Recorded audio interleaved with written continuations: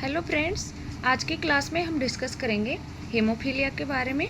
Haemophilia के जो patient होते हैं उनमें रक्त का थक्का नहीं जमता है। मान लो किसी हीमोफीलिक पेशेंट को चोट लग गई है या कहीं कट लग गया है तो ब्लड आने पे ब्लड रुकता नहीं है क्योंकि उसमें रक्त का थक्का नहीं जमता। ये जो डिजीज है ये सबसे पहले ब्रिटेन की महारानी विक्टोरिया में देखी गई थी, जो कि इस डिजीज की कैरियर थी, हीमोफीलिया की कैरियर थी।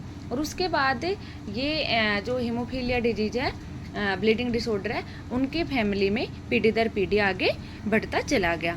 देखते हैं हीमोफीलिया में क्या होता है। It is a X linked recessive bleeding disorder. यह X linked recessive bleeding disorder होता है। Girls are carrier but may be affected. Girls इसके कैरियर होती हैं, मे बी अफेक्टेड मतलब अफेक्टेड भी हो सकती हैं। Only boys are affected. जो बॉयज होते हैं उनमें इसके सिम्टम्स दिखाई देते हैं। इसके टाइप्स होते हैं हीमोफीलिया ए, बी एंड सी। तो मोस्ट कॉमन इसके जो टाइप्स हैं वो होते हैं haemophilia A and B. Haemophilia A होता है most common type of haemophilia, also known as classical haemophilia. इसको क्लासिकल हीमोफीलिया के नाम से भी जानते हैं। It is occur due to deficiency of clotting factor 8th anti haemophilic factor A, जिसको एंटी हीमोफिलिक फैक्टर ए भी बोलते हैं। वॉन विलियन factor is responsible for carrying clotting factor 8th। Von विलियन फैक्टर होता है जो क्लोटिंग फैक्टर 8th को कैरी करता है। इसकी कमी से हीमोफीलिया ए होता है। नेक्स्ट है haemophilia B, also known as Christmas haemophilia. It is occur due to deficiency of clotting factor 9th, जो कि होता है anti haemophilic factor B.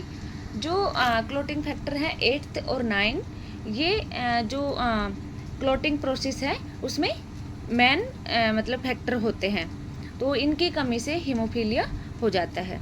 Haemophilia सी होता है क्लोटिंग फैक्टर 11th की कमी से, जिसको बोलते हैं anti haemophilic factor C. Clinical features यानी सिम्टम्स क्या होते हैं जो हीमोफिलिक पेशेंट होते हैं उनमें। Abnormal bleeding in response to trauma. यदि कहीं चोट लग गई है या कट लग गया है या फिर ट्रोमेटिक इंजरी हो गई है तो उस टाइम जो ब्लीडिंग होती है हीमोफिलिक पेशेंट को वो रुकती नहीं है, तो उसको बोलते हैं अबनॉर्मल ब्लीडिंग। एपिस्टेक्सिस, नोड से ब्लीडिंग, कंटिन्यू नोड से ब्लीडिंग होएगी, रुकेगी नहीं। जॉइंट ब्लीडिंग, हमारे जो बॉडी जॉइंट्स हैं, बोन जॉइंट्स हैं, उनमें पेन हो सकता है, ब्लीडिंग हो सकती है, tenderness, swelling and limited range of motion. जो जॉइंट्स हैं वो मूवमेंट नहीं करेंगे। And easy bruise. Easy bruise क्या होता है कि अचानक से चोट लगना या आघात होना या ब्लीडिंग स्टार्ट हो जाना, ये सभी सिम्टम्स होते हैं हीमोफीलिया के। असेसमेंट, हीमोफीलिया के जो पेशेंट होते हैं उनका हम कैसे पता लगाएं और उसमें क्या क्या हम देखते हैं। फर्स्ट देखते हैं ब्लीडिंग टाइम। ये होता है नॉर्मल या मे बी इंक्रीज, बढ़ा हुआ भी हो सकता है।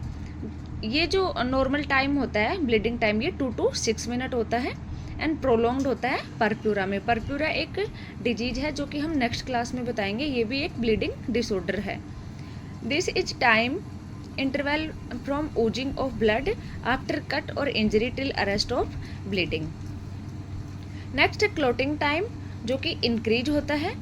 It is the time taken by the blood to clot. यह ब्लड को क्लॉट होने तक का टाइम होता है। नॉर्मल क्लोटिंग टाइम होता है 3 to 8 minute, bleeding time 2 to 6 minute, clotting time होता है 3 to 8 minute. APTT activated partial thromboplastin time, ये भी इंक्रीज होता है। नॉर्मल एपीटीटी होता है 33 सेकेंड। नेक्स्ट देखते हैं प्रोथ्रोम्बिन टाइम, जिसको पीटी बोलते हैं, ये नॉर्मल होता है। It is time taken by blood to clot after adding tissue thromboplastin to it. Normal duration होता है प्रोथ्रोम्बिन टाइम का 10 to 12 सेकेंड। It is prolonged in deficiency of prothrombin and other clotting factor like 1st, 5th, 7th and 10th। इन सभी की deficiency में जो prothrombin time है वो मतलब बढ़ जाता है, 10 to 12 सेकेंड से ज़्यादा होएगा। नेक्स्ट हम देखते हैं इसका ट्रीटमेंट, इसमें क्या मैनेजमेंट किया जाता है पेशेंट का।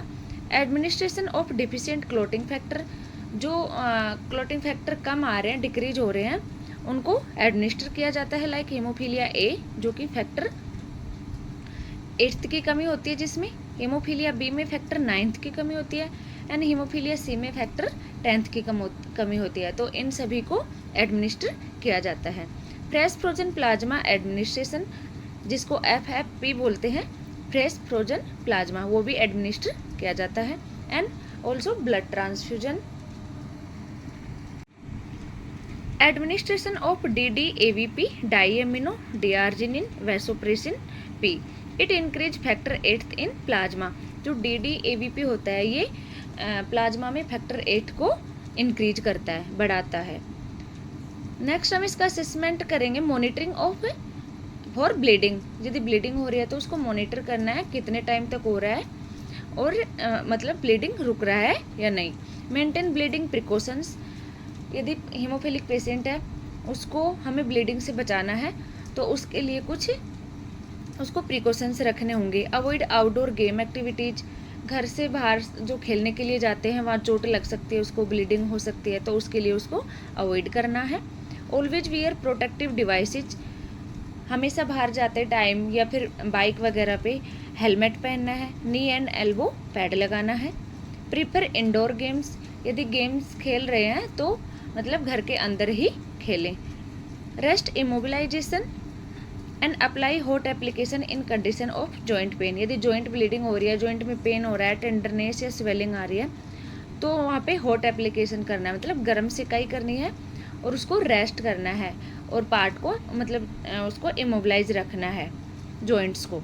Use ice pack to stop bleeding, यदि ब्लीडिंग ज़्यादा हो रही है तो उसको रोकने के लिए आइस पैक का यूज कर सकते हैं। तो ये सब था हीमोफीलिया के बारे में। आई होप आप सबको समझ आया होगा। थैंक यू, मिलते हैं नेक्स्ट क्लास में।